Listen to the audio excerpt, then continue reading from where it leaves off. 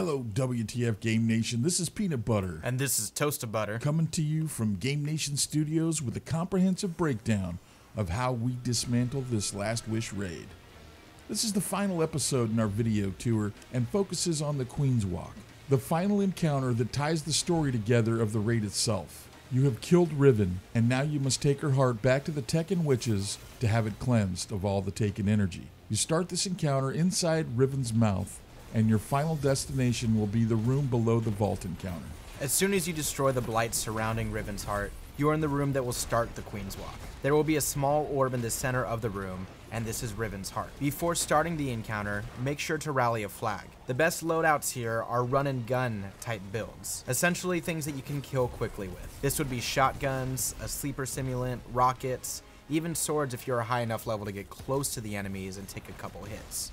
Blade Barrage, Arc Strider, and Tether are all great for the Hunter. Thunder Crash, Hammers, or Sentinel are perfect for Titans, and Warlocks can use Nova Warp, Dawnblade, or Chaos Reach.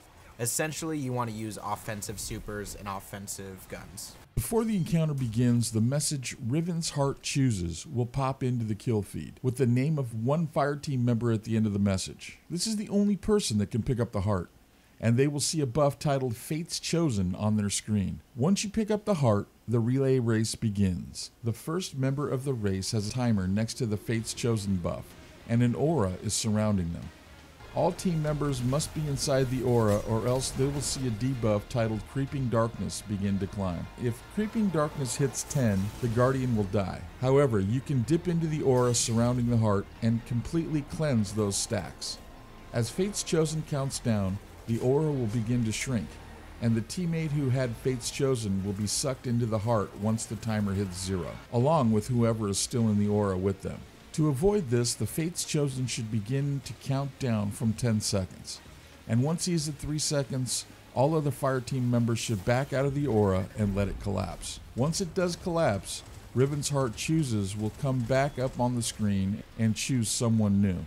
They must pick it up immediately, which will re-extend the aura and cleanse anyone in the immediate vicinity. Every time someone drops the heart, they will want to make sure to drop it somewhere easily accessible for their next teammate to grab. For example, the first person with the heart should drop it on the tongue. Now, from the second round of Fate's Chosen on, you can extend the amount of time someone can carry the heart by 1 full turn. The people inside of the heart will be responsible for this. While in the heart, you will see Taken Strength spawn around the room. There will always be a 1-to-1 ratio of Taken Strength to Guardians inside the heart. So when the first person gets sucked into the heart, they will only see 1 Taken Strength. The next round, there will be 2 Guardians and 2 Taken Strengths. The round after that, 3 Guardians and 3 Taken Strengths, and so on. The strat here is to kill as much time as possible before extending the timer. So when the person with Fate's Chosen starts to count down, make sure you are listening. To be safe, you will want to make sure all Taken Strength is off of the field by the time they count down to 3. You will want to organize this so that you don't accidentally restart the timer too soon. Have the teammate that most recently entered the heart pick up the last strength at 3 seconds, while every other teammate picks it up immediately. So the first person that was brought into the heart will grab the Taken Strength at 3 seconds, and the next round, they will pick it up immediately, while the second person who was chosen picks it up at 3 seconds. The third round, the first 2 teammates will pick it up right away, while the third teammate, the one who was just sucked into the heart, grabs it at 3 seconds. And you continue this pattern until the teammates in the regular world make it all the way back to the shrine. As far as routing goes for the teammates holding the heart, you will want to take the most direct line towards the connecting rooms. When the second teammate grabs the heart and you leave the mouth, pop supers. There are a lot of high-level enemies in this room you'll want to clear out quickly. As you leave through the door you entered into Riven's arena, you will want to hug the left wall. The person holding the heart should always keep moving until they're about to drop the heart, and the other teammates should continuously shoot while moving. The next room has black crystals on the floor that cause damage over time while walking on it. You can be on the floor, but try to minimize the amount of time that you're there. All other teammates should try to kill the phalanxes from across the room. As you enter back into the vault, a Might of Riven, one of the tanky knights from the vault encounter, will spawn in front of you. You can leave him alone, but he will follow you for the rest of the encounter, so it's usually best just to take him out with supers, power weapons, or shotguns. Once in the vault, there will be only one room open. Your goal is to get back to the shrine side. but you will always have to take the long way around. If the room on the left is open, rocks, you will need to take the hard left to enter the catacombs, pass through the tree section, and enter the shrine location. Likewise, if the right room is open, the tree side, you will need to take a hard right, entering the catacombs to the rock, then shrine. If the Fate's chosen teammate is running low on time, they can drop the heart at the top of the hole for the rest of the team to pick up. Make sure when you drop down the hole, whatever teammates are with you drop down at the same time. The Fate's chosen will not want to move too much that they leave their teammates out of the aura.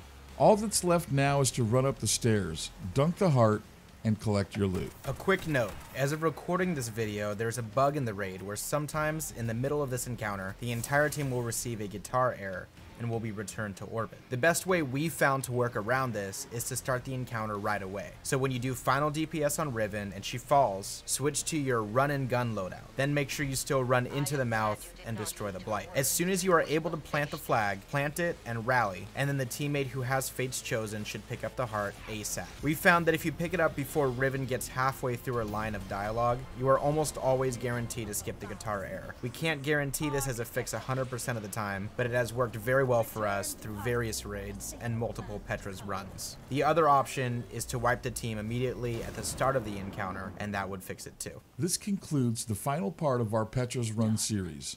If you missed any of the previous encounters, we have a link for the playlists in the descriptions below. If these strats work for you, please hit the like button. And if you really like them and want to see more, hit the subscribe button so it's easy for you to see the next encounters. If you have different strats, let us know in the comments below. We'll see you on the next one.